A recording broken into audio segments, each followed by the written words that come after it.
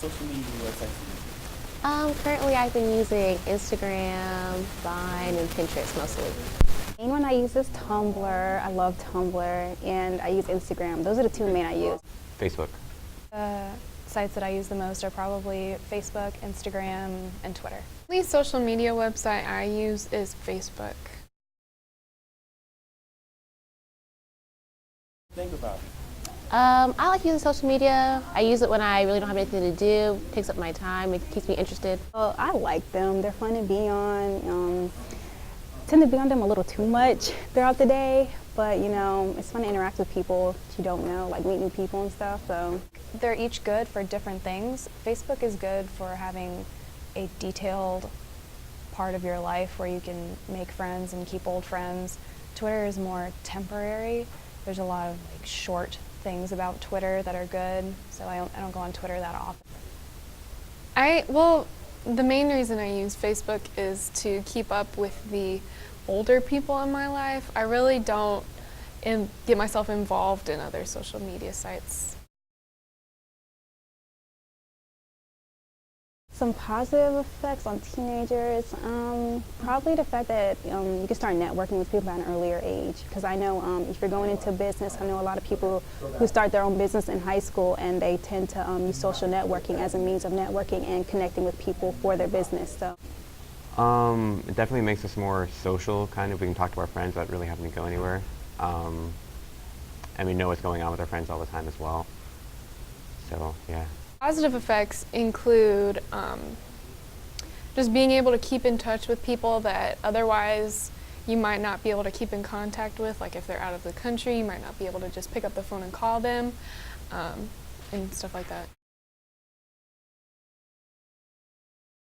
Social media negative effects could be like bullying online, if someone doesn't want to confront you in person, and bullying online could lead to like farther things like suicide and whatnot. There's a lot. Definitely it's time consuming. I know if you don't have your priorities straight, you'll be up there all night long and you won't get your homework done, which has been a problem for me kind of, because I'll be on Instagram just like, pictures, and it's like, oh, it's 10 o'clock. Should probably do some homework, but that's a big negative. Negative effects on teenagers. I would say time consumption. People are procrastinating, they're losing, I don't agree with the statement that says teens lose individuality and that our generation is completely reliant on technology, because we've grown up with it and it's only natural that we utilize it to the fullest. But again, time consumption, and it really makes procrastinating a lot easier.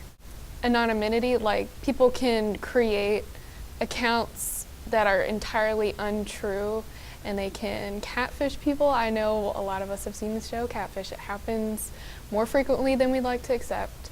And another negative effect, I think, is time consumption, definitely, because it's so easy to just keep scrolling, keep searching, keep scrolling, and before you know it, valuable time can be wasted.